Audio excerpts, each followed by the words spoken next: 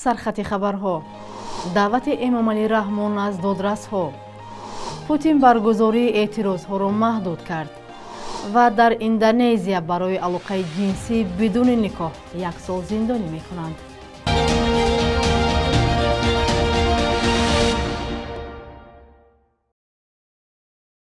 سلام، امیدوارم خوبید و برنامه نویدی بومنودی را تماشا دارید.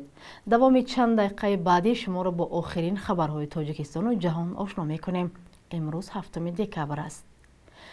امامعلی رحمان رئیس جمهوری تاجیکستان هنگام ملاقات با دادرس‌هایی که نو به این مقام تعیین گردیدند بررسی عادلانه پرونده‌های سودی را طلب کرده است.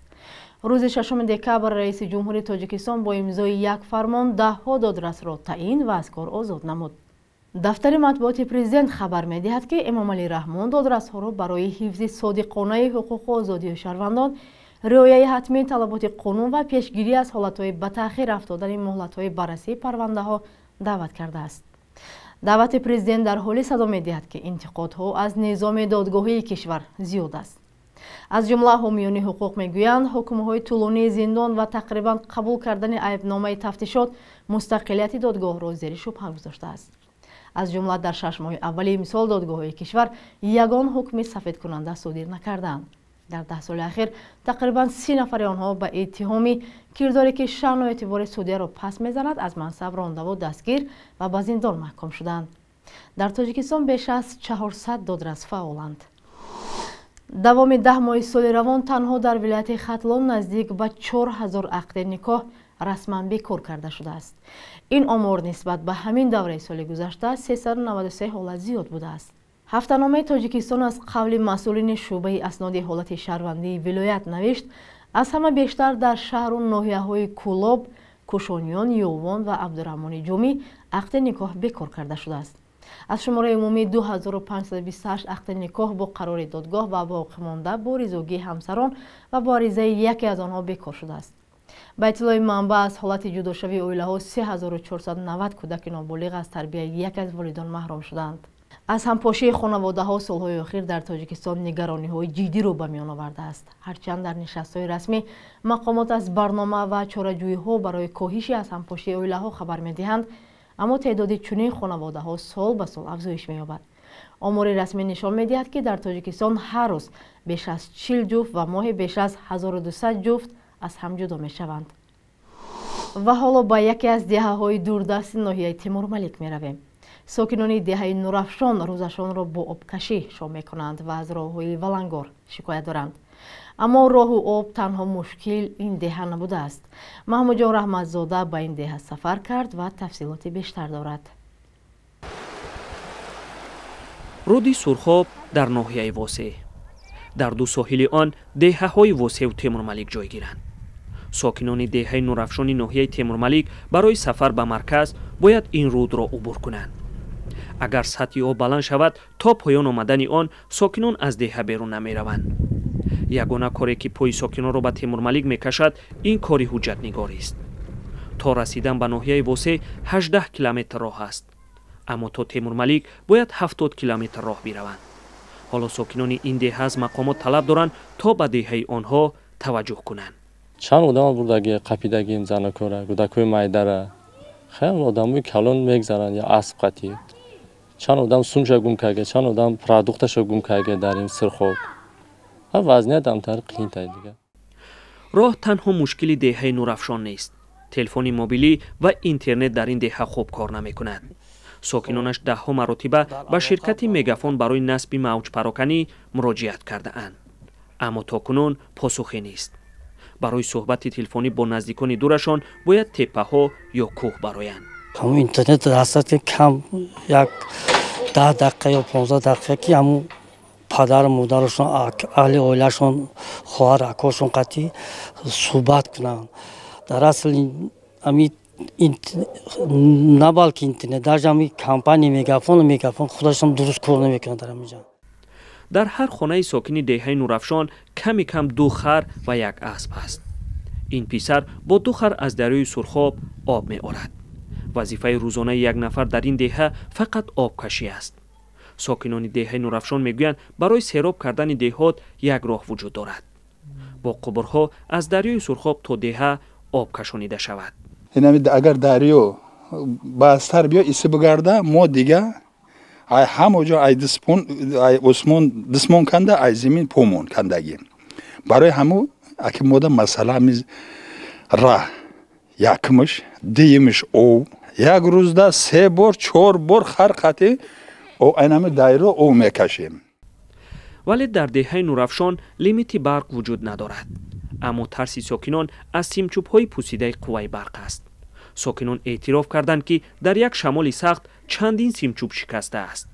ҳоло ин симчӯбҳоро худи сокинон пайванд ва симпеч кардаанд. владимир Путин раиси ҷумҳури Русия фармонеро имзо кард ки дар он тартиби баргузории гирдиҳамоӣ тазоҳурот ва эътирозҳои мардуми маҳдудиятҳои нав ҷорӣ шудааст. аз ин ба баъд дар назди биноҳои ҳукуматӣ, мактабҳо, ибодатгоҳҳо, истгоҳи роҳи оҳан ва автобусҳо, иншооти муҳим ва муассисаҳои хизматрасониҳои маишӣ баргузории эътирозҳо манъ аст. ҳамчунин дар дохили беморхонаyu мактабҳо ва донишгоҳҳо баргузор намудани гирдиҳамоӣ мамнӯъ мешавад. дар қонун ишора шудааст ки мақомоти маҳаллӣ ҳам метавонад рӯйхати ҷойҳоеро ки онҳо баргузории гирдиҳамоиро зарур намешуморанд ба рӯйхат ворид кунанд. ба навиштаи Коммерсант ҳангоми баррасии ин тарх дар Думаи давлатӣ мухолифин ин фармонро мавриди интиқод қарор доданд. аммо вакилони Русияи воҳид ҳизби раиси ҷумҳури Русия зарурати ворид шудани тағйиротро ба он рабт доданд ки дар ин гирдиҳамоиҳо ҷосусони хориҷӣ ҳам иштирок карда метавонанд ва ҳама гуна тазоҳурот дар наздикии иншооти муҳим васваса барои иғво аст.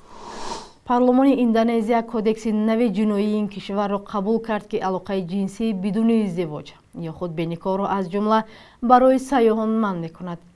тағйиру иловаҳо ба кодекси ҷиноии Индонезия ки барои алоқаи ҷинсӣ бидуни издивоҷ то 1 соли зиндонро пешбинӣ мекунад, тамоми ҳизбҳои сиёсии кишвар дастгирӣ карданд.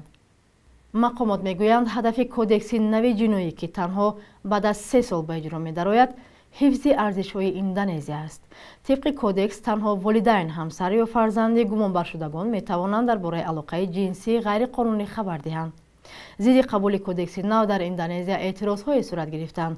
интиқодгарон бар он назаранд ки кодекси нав хилофи ислоҳоти либералӣ дар Индонезия аст ки баъд аз истеъфои генерал Сухарто дар соли 1998 гузаронида шуд.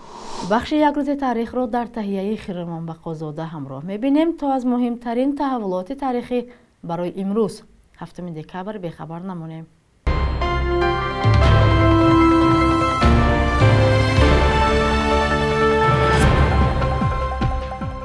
дар моҳи декабри соли 2016 бо якқарори шӯрои уламои маркази исломӣ ки як ниҳоди давлатии содиркунандаи фатво дар тоҷикистон ба шумор меравад, таҷлили мавлуди паёнбари ислом расман иҷоза дода шуд. дар тоҷикистон ки аксар сокинонаш мусалмон мебошанд, вале ҳама гуна фаъолиятҳои динии мардум зери назорати давлат аст, дар гузашта мавлуди паёнбарро дар хона ё маҳфилҳои ҷудогона бо мавъизахониву қиссаҳо аз рӯзгори паёнбар ҷашн мегирифтанд. таърихи ислом мегӯяд муҳаммад пайғамбар дар асрҳои 6-7 зистааст.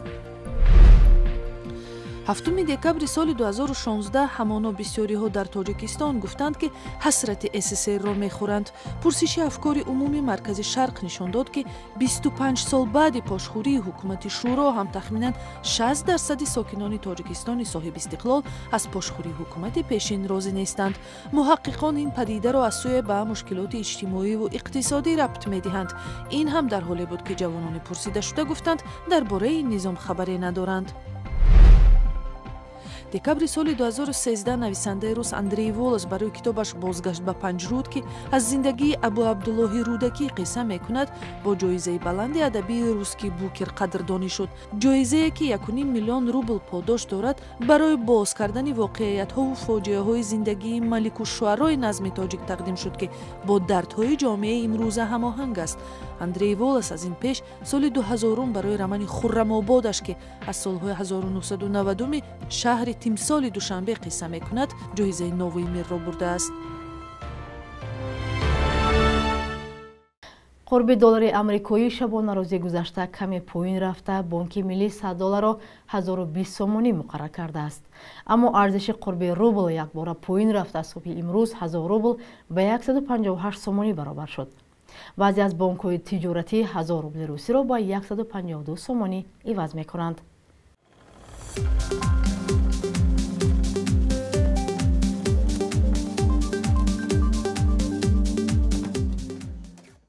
навиди бомдодӣ буд ки тақдими шумо шуд. Агар шумо ҳам аксу видео ё хабари муҳиме доред, ҳатман ба мо фиристед. ҳамчунин навиштани назару пешниҳодҳои худро ба мо фаромӯш накунед. хайр то фардо дар ҳамин вақту соат. худо нигаҳдор.